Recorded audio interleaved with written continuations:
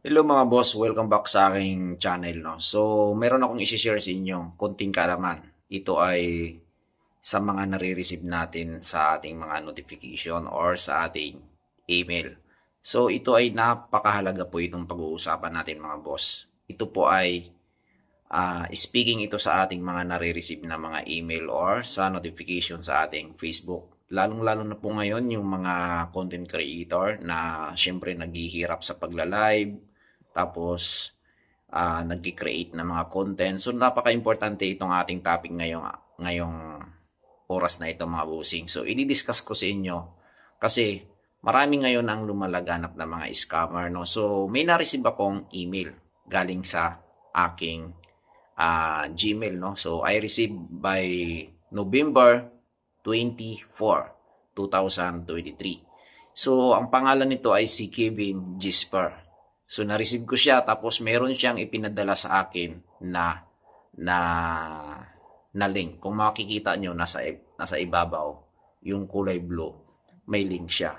So ito dapat maging aware kayo dito mga busing. Hindi porket naka-receive kayo ng email, may nakalagay po dito sa email ay advertising. Hindi porket naka-receive kayo nito ay magkakaroon na ng advertise ang inyong mga account o yung inyong mga video. Ang sabi niya dito, babasahin ko para maging malinaw sa inyong lahat. Siguro, pagpasensyahan nyo na yung aking English kasi video utal-utal ako mag-English. English ko na matis lang ito mga busing. Bago nyo i-click yung link na nasa ibabaw, dapat take note, huwag nyo munang i-click yan mga boss. Basahin nyo po muna mabuti para magkaroon kayo ng knowledge at mag-isip kayo mabuti bakit kayo pinadala ng message na ito galing sa Facebook. Galing daw ito kay Mita. Ayun o, may mababasa tayo. Okay, basahin natin mga boss. Ang sabi niya dito, sabi ni Kevin Jasper, nag-message siya regarding sa akin. Sabi niya, the terms of use and community standards are not being followed by your page. So, dahil page ngayong gamit ko, ay hindi daw ako nakapag-follow sa aking page. Okay, posting, number 1, posting content that deceives other users. Number 2, using a false identity or photo. Paano niya naman nasabi na gumagamit daw ako ng mga fake news na mga fake daw na mga identity or photo? Totoo naman lahat naman ng aking upload sa aking mga page, video or photo ay akin. Wala po akong nilalabag doon na community guidelines. Okay, malinaw. Sabi niya, number 3, making fun of other people. Akalain mo naman, pati ba naman yan, gumagawa daw ako ng mga nakakatawang mga kwan sa ibang tao.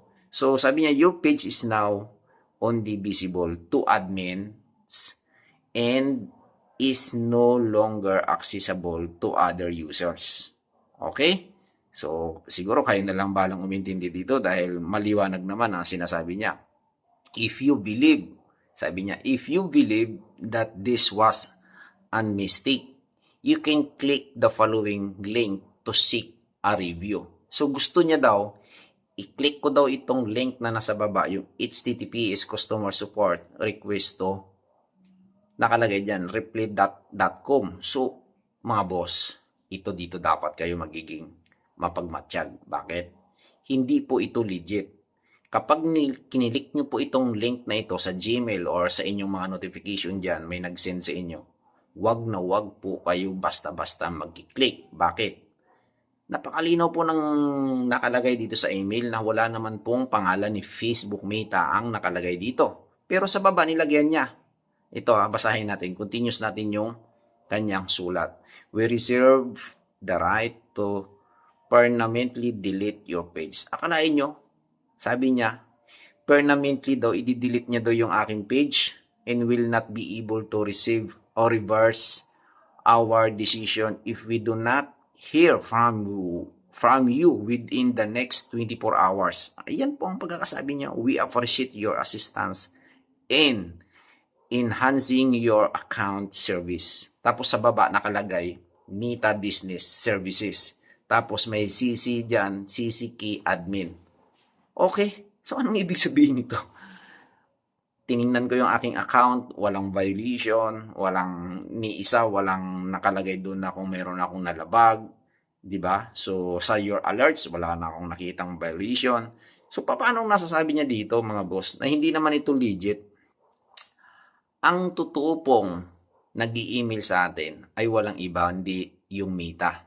So, yung Meta payout, may nakalagay po dyan kung Facebook ba, galing sa Facebook, hindi porkit may logo na ng Facebook, ay totoo o legit na ba yung email na yon. So, dapat maging mapanuri tayo dito mga boss. Okay, so sana maging malinaw sa inyo to sa lahat ng mga kaibigan kong mga content creator, sa mga best friend ko dito na nagsisikap. Tapos, ito yung mga tinatawag na hacking account. Okay? So, mag-ingat kayo dito mga boss. Marami ang nag-i-email sa akin yan, hindi ko pinapansin. Marami nagme-message sa akin sa Facebook page ko, hindi ko pinapansin. So, i-ignore nyo lang. Huwag nyong i-click yung mga link na yan na katulad na nakikita nyo dyan sa ibabaw. Iwasan nyo yan mga boss ha. Yan ang paalala ni Boss Dave sa inyo. Okay? So, sana maging aware ang bawat isa sa atin dahil itong ating account, yung ating mga pages, yung ating mga profile account ay pinaghihirapan po ng bawat isa sa atin. So, sana wag kaagad-agad tayong maniwala kung hindi naman po ito legit. Dapat maging mapagmatsyag tayo, mapanuri tayo sa ating mga nare-receive na email or notification sa ating Facebook or mga text. Okay? Dahil napakarami pong scammer ngayon na kumakalat sa mundo natin. Okay? So, sana nakakapulutan ng aral ito. Thank you for watching guys. Maraming salamat. God bless everyone.